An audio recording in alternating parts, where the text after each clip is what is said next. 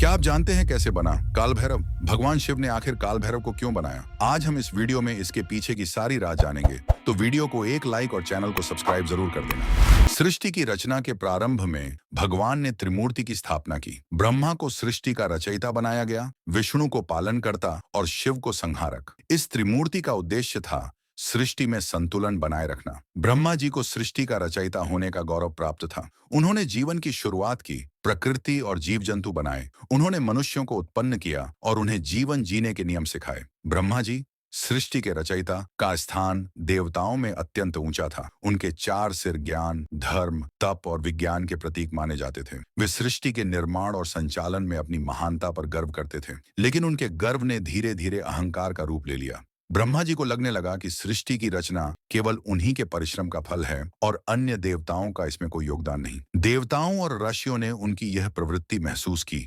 लेकिन कोई भी उनके सामने यह कहने का साहस नहीं कर सका। सृष्टि के निर्माण के साथ ही ब्रह्मा जी के पांचवें सिर ने उनके अहंकार को और बढ़ा दिया। यह सिर प्रतीक था उनके अहंकार और शक्ति का, लेकिन यही सिर उनके पतन का कारण बना। एक बार ब्रह्मा जी ने देवताओं और राशियों को बुलाकर सभा की। उन्होंने सभी के सामने अपनी महत्ता का बखान किया। उन्होंने कहा, मैं ब्रह्मा हूँ, सृष्टि का रचयिता। मेरे बिना यह संसार संभव नहीं। मेरे ज्ञान और तप से यह सृष्टि अस्तित्व में आई। विष्णु और महेश का कार्य भी मेरे बाद ही आता है। मुझे सबसे श्रेष्ठ समझा जाए। यह सुनकर सभा में सन्नाटा छा गया। कोई भी देवता या आर्ष्य उनके इस कथन का प्रतिकार करने का साहस नहीं कर सका। लेकिन भगवान विष्णु और भगवान शिव, जो सदैव सत्य के पक्षधर थे, इस अहंकार से क्षुब्ध हो गए। देवताओं ने भगवान शिव से प्रार्थना की और कहा, हे महादेव, ब्रह्मा जी का यह अहंकार सृष्टि के लिए हानिकारक हो सकता है। कृपया इसका समाधान करें। भगवान शिव ने देवताओं की प्रार्थना सुनी और ध्यान किया। उन्होंने ब्रह्मा जी के अहंकार को देखा और समझा कि इसे समाप्त करना आवश्यक है। देवताओं की सभा से लौटने के बाद भगवान शिव ध्यान मग्न होकर अपने कैलाश पर्वत पर बैठ गए। चारों ओर हिमालय की शांति थी, लेकिन उनकी तीसरी आंख के भीतर क्रोध की लहरें उठ रही थीं। देवताओं ने शिव से प्रार्थना की थी कि वे ब्रह्मा जी के अहंकार का समाधान करें, क्योंकि उनका गर्व सृष्टि के संतुलन को बिगाड़ सकता था। माता पार्वती ने महादेव को गहरे ध्यान में देखा और पूछा, हे प्रभु, आप किस चिंता में डूबे हैं? क्या देवताओं ने कोई समस्या प्रस्तुत की है? महादेव ने अपनी आंखें खोली और कहा, पार्वती, ब्रह्मा जो सृष्टि के रचयिता हैं, उनके भीतर अहंकार ने घर कर लिया है। यह अहंकार सृष्टि के संतुलन को नष्ट कर सकता है। जब कोई स्वयं को सर्वश्रेष्ठ समझने लगता है, तो वह सत्य और धर्म से भटक जाता है। अब इसे समाप्त करना आवश्यक है। माता पार्वती ने चिंतित होकर कहा, हे स्वामी, आप सृष्टि के संहार करता हैं, लेकिन क्या इस समस्या को विनाश के बिना हल नहीं किया जा सकता? महादेव ने गंभीर स्वर में उत्तर दिया, कभी कभी सृष्टि के संतुलन को बनाए रखने के लिए कठोर कदम उठाने पड़ते हैं। यह कोई व्यक्तिगत क्रोध नहीं है, यह सृष्टि की रक्षा का हमारा कर्तव्य है। ब्रह्मा का यह अहंकार केवल उनका ही नहीं, बल्कि सभी जीवों के लिए घातक हो सकता है। इसे समाप्त करना ही उचित है। महादेव ने अपनी तीसरी आंख बंद की और गहन ध्यान में लीन हो गए। उनका मन ब्रह्मा जी के अहंकार और उसके परिणामों पर केंद्रित था। धीरे धीरे उनके भीतर एक दिव्य ऊर्जा का संचार होने लगा। यह ऊर्जा उनके भीतर का वह क्रोध था जो केवल सृष्टि के लिए न्याय स्थापित करने के लिए उपयोग होता है। शिव का पूरा शरीर तेजस्वी प्रकाश से घिर गया। उनके गले का सर्प फुफकारने लगा और चारों दिशाओं में एक रहस्यमय कंपन फैलने लगा।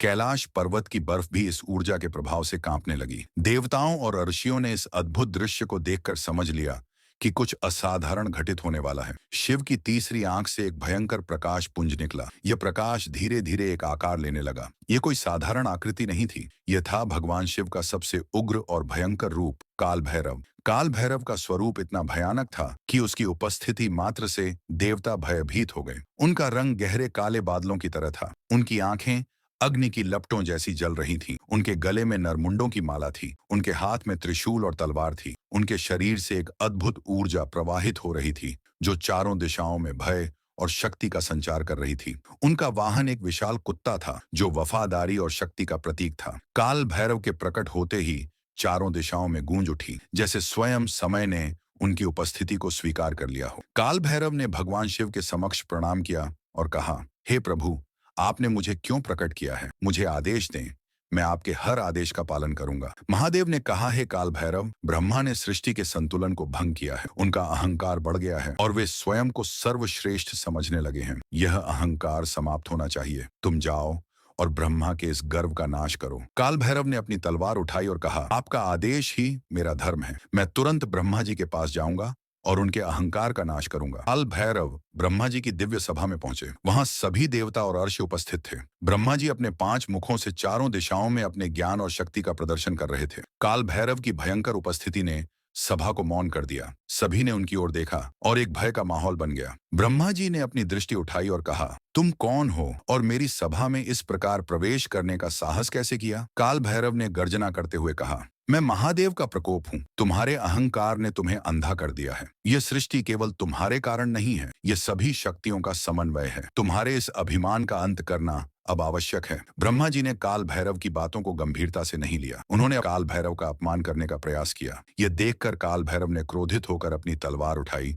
और ब्रह्मा जी का 5वां सिर काट दिया। जैसे ही यह हुआ, ब्रह्मा जी का अहंकार समाप्त हो गया। उनका 5वां सिर, जो अहंकार का प्रतीक था, अब ब्रह्मांड में विलीन हो गया। ब्रह्मा जी ने अपनी गलती का एहसास किया और महादेव से क्षमा मांगी। उन्होंने स्वीकार किया कि सृष्टि केवल उनके प्रयासों का परिणाम नहीं है, बल्कि यह सभी शक्तियों का समन्वय है। काल भैरव के इस कार्य ने सृष्टि का संतुलन बहाल कर दिया। देवताओं और ऋषियों ने भगवान शिव और काल भैरव की प्रशंसा की।